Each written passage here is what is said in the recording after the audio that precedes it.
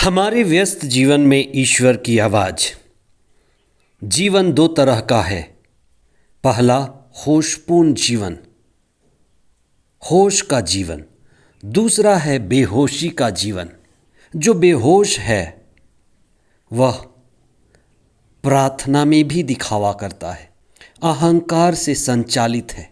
वहीं एक सच्ची प्रार्थना, हृदय की प्रार्थना, व्यक्तिगत प्रार्थना है, मौन प्रार्थना है। और हर एक व्यक्ति को प्रार्थना में प्रगति करने की ज़रूरत है। मौन ध्यान सर्वोत्तम है। 11वां सामान्य सप्ताह 21 जून 2023 बुधवार। पहला पाठ कुरिन्थियों के नाम संत पौलुस का दूसरा पत्र अध्याय 9 पद संख्याएं 6 से 11 तक। संत मती का सुसमाचार अध्याय 6 पद संख्याएं 1 से 6 तथा 16 से 18 तक। प्रार्थना में सच्ची भक्ति भावना का सबसे ज़्यादा महत्व है कि हम किस भावना से प्रार्थना करते हैं। कई बार हमारी भावना सकारात्मक होती है, वो अच्छी है। सच्ची भक्ति, सच्चा प्रेम, सच्ची लगन की प्रार्थना अच्छी, ऊंची और श्रेष्ठ प्रार्थना है।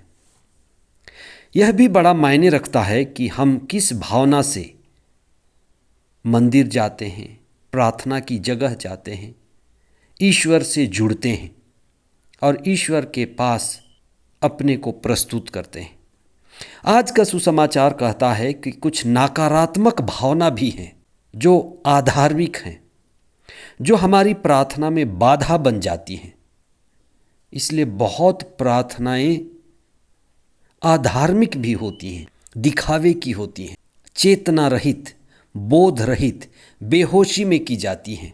हम प्रार्थना के नाम पर प्रभु के पास आते तो हैं, लेकिन प्रभु से मिल नहीं पाते। प्रभु के पास आने का पहला सूत्र है विनम्रता। विनम्रता ही हमें प्रभु से मिलाती है। इसीलिए हम अपना सिर झुकाते हैं। हर सिर झुकाने का असली अर्थ है कि हम ईश्वर के पास अहंकार को विसर्जित करने आए हैं और विनम्र हैं। ईसा ने देखा कि लोग प्रार्थना करते हैं, बड़े धार्मिक मालूम पड़ते हैं, लेकिन अंदर से अधार्मिक हैं। और ये बात समस्या की बात है कि धर्म में अत्यधिक दिखावा है, पाखंड है, अधार्मिकता है, जिसको शुद्धिकरण करने की ज़रूरत है। धर्म में दिखावा को ही हम पाखंड कहते हैं। पाखंड एक तरह का नाटक है, सच्चे भाव का अभाव है। पाखंड हमारा अहंकार का बड़ा हिस्सा है कि मैं सच्चा नहीं हूँ, लेकिन सच्चा दिखने का प्रयास करता हूँ, दूसरों को सच्चा दिखाता हूँ। ईसा इसी झूठ से बचने की बात कहते हैं। ईश्वर तक पहुँचने का मार्ग झूठ से बचना है। झूठ, बेईमानी, ये व्यर्थ का दिखावा है, जिसे छोड़ने के बाद, विनम्र होने के बाद हम कृपा पाने के लायक बनते हैं। प्रभु ईसा ने एकांत प्रार्थना पर बड़ा बल दिया। उनके अनुसार एकांत में ही हम पिता ईश्वर से एक हो सकते हैं, जैसे स्वयं ईसा संत यूहन्ना के सुसमाचार अध्याय 10 पद संख्या 30 में कहते हैं कि मैं और पिता एक हैं। वह एकांत में होने का अनुभव है। स्वयं ईसा भीड़ भाड़ में प्रार्थना नहीं करते थे। धर्मशास्त्र कहीं इस बात को नहीं बताती कि वे कहीं भीड़ भाड़ में प्रार्थना किए, न ही बड़े प्रार्थना सभा का आयोजन किए और संचालन किए। ईसा जब भी प्रार्थना करते थे, अकेले ही एकांत, निजी स्थान, पहाड़ी और मरुभूमि वाली जगह पर निकल जाते थे। यहाँ तक कि अपने शिष्यों से भी कहते थे, तुम यहीं ठहरो, और कुछ आगे जाकर बिल्कुल एकांत में प्रार्थना करते। और ईसा ने अपनी शिक्षा में इसी तरह के प्रार्थना को बढ़ावा दिया, बल दिया। यहाँ तक कि ईसा ने अपने शिष्यों को प्रार्थना नहीं सिखाया जब तक वे उनसे आग्रह नहीं किए। ईसा ने प्रार्थना में बढ़ने के कुछ बहुमूल्य मार्ग बताए और वो पहली बात थी सच्ची भावना का होना। बाहरी दिखावा, बाहरी प्रदर्शन और अहंकार से बचना, अहंकार और घमंड पर जीत हासिल करना, और इसी से हमारे अंदर सच्ची भावना आती है।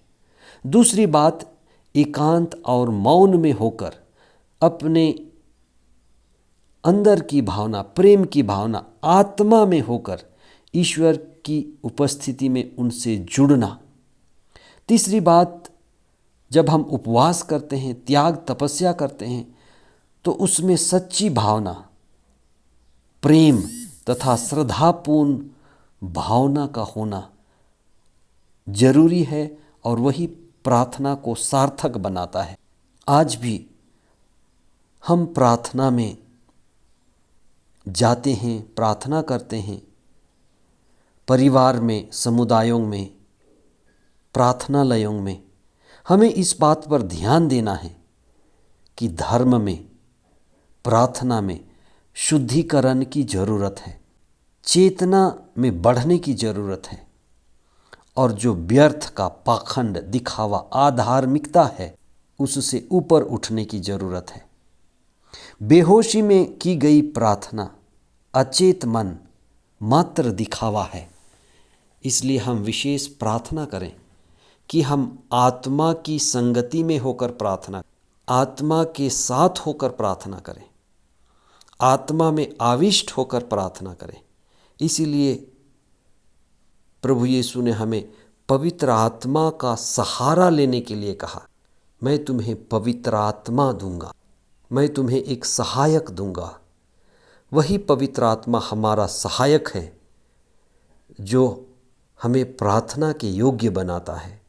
संत पौलुस ने ये बात भी कही कि हमें नहीं मालूम कि हमें प्रार्थना कैसी करनी चाहिए।